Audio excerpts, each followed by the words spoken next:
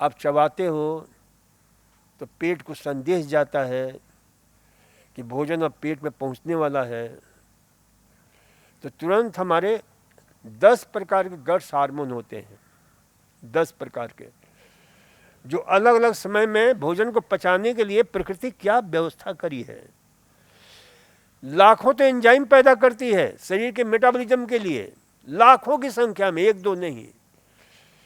11 जो है guts hormone, और अन्य हार्मोन तो सैकड़ों की संख्या में। मैं आश्चर्यचकित हो जाता हूं, मैं किसको हम याद रखें, फिर भी कुछ महत्वपूर्ण चीजें होती हैं उसको हम याद रखते हैं आपको बताने के लिए। लेकिन कमाल का हमारा शरीर है, कमाल का शरीर है, अद्भुत है। तो खैर अभी तो हम उस अद्भुत की चर्चा कम करेंगे। अभी जो ना खाना खाते हो आप, तो हमारे सर्वप्रथम भोजन कहाँ पहुंचता है? अमाशय में। अब इस अमाशय में आपके 2 हार्मोन्स निकलते हैं, और उन हार्मोन्स का काम क्या है? एक एक्टिवेट करता है, दूसरा उसको प्रोहिबिट करता है, यानी एक कंट्रोल करता है और एक बढ़ाता है। तो गैस्ट्रिन हार्मोन निकलता है, जो हमारा आमाशय के, जहाँ पर जी सेल से जो एसिड को और हमारे एंजाइम्स को पैदा करने वाला, उसको एक्टिवेट करता है, और वो पैदा होता है तो फिर उसके बाद क्या होता है? भोजन आपके पेट में जाता है, शरीर हमारा तैयार हो जाता है उसके स्वागत के लिए, बहुत अच्छी तरह भोजन के पाचन करता है। बहुत सुंदर। अब देखो आप भोजन खाने में कितना समय लगाते हो? कम से कम कितना समय लगना चाहिए? मालूम होना चाहिए आप लोगों को कि पहले मैं पौन घंटा लगाता था, अब आधा घंटा लगाता हूँ। कम से कम आधा घंटा लगना चाहिए,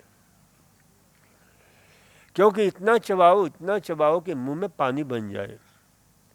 मैंने कहा कि पेट में दांत नहीं है, मुंह में दांत है, और परमात्मा ने दांत इसलिए दिया है कि चबाने के काम आए हो, और भी बहुत सारे काम हैं। तो पेट में गया भोजन आपका, भोजन में पाचन की प्रक्रिया शुरू हो जाती है। 4 क्रियाएं वहां शुरू होती हैं। देखो किस प्रकार से रस को मिलाया जाता है। वो 4 प्रक्रियाएं कौन कौन सी हैं? तो segmental contraction, pendulum movement, vermiform movement और पेरिस्टाल्टिक मूवमेंट, ये 4 क्रियाएं।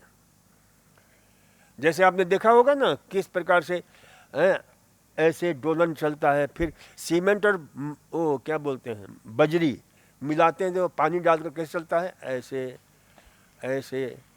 तो उसी प्रकार से यहाँ पर मूवमेंट पेट में शुरू हो जाता है, लेकिन उस मूवमेंट के लिए हमें थोड़ा जगह देना चाहिए। थोड़ा सा 4 रोटी की भूख है तो 2 ही रोटी खाओ,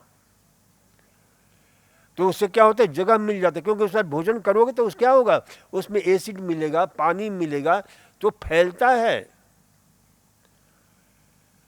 तो इसलिए ठूस ठूस कर मत खाओ। तो ये ध्यान रखो कि इस प्रकार से जो है ना भोजन का पाचन शुरू हो जाता है। तो खाना आधा घंटा समय लगा, फिर 3 घंटे का समय दो भोजन को पाचन के लिए। 3 घंटे के पहले यदि खाओगे ना आप, तो फिर भोजन का पाचन अच्छी तरह से नहीं होगा। जैसे एक उदाहरण समझ लो, माताएं चावल बनाती हैं, तो चावल बनाते समय क्या करना चाहिए? एक साथ चावल डालते हैं। ऐसा नहीं कि 1 मुट्ठी चावल डाल दिया, फिर 10 मिनट के बाद 1 मुट्ठी चावल डाला, फिर 10 मिनट के बाद 1 मुट्ठी चावल डाला, 10 मिनट के बाद 1 मुट्ठी चावल डाला। तो फिर क्या होगा? कुछ चावल का भुर्ता बन जाएगा, कुछ चावल बिना पका ही रहेगा, कुछ चावल पक भी जाएगा। तो इस प्रकार से भोजन भी, इसको क्या बोलते हैं? हमारे पेट को पकवासे बोलते हैं। कच्चा पक्का जो भी आप खाना खाते हो, वो फिर जाकर पेट में उसका पाचन पकता है, वो पकवासे। यानी वहाँ की जठराग्नि है वो उसे पकाती है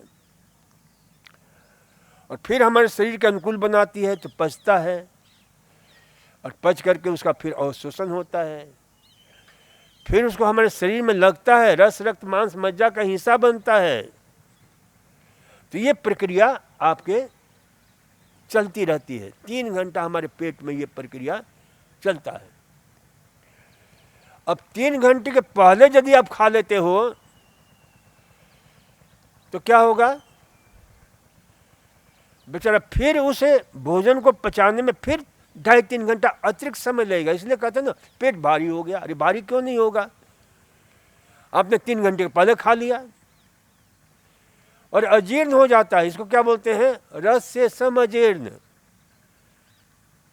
और अजीर्ण जो है ना सारी बीमारियों का कारण होता है।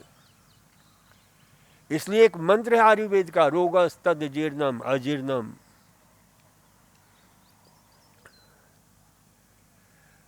तो ये जो है ध्यान रखो, जितने भी रोग होते हैं सबका कारण क्या है, अजीर्ण, इनडाइजेशन।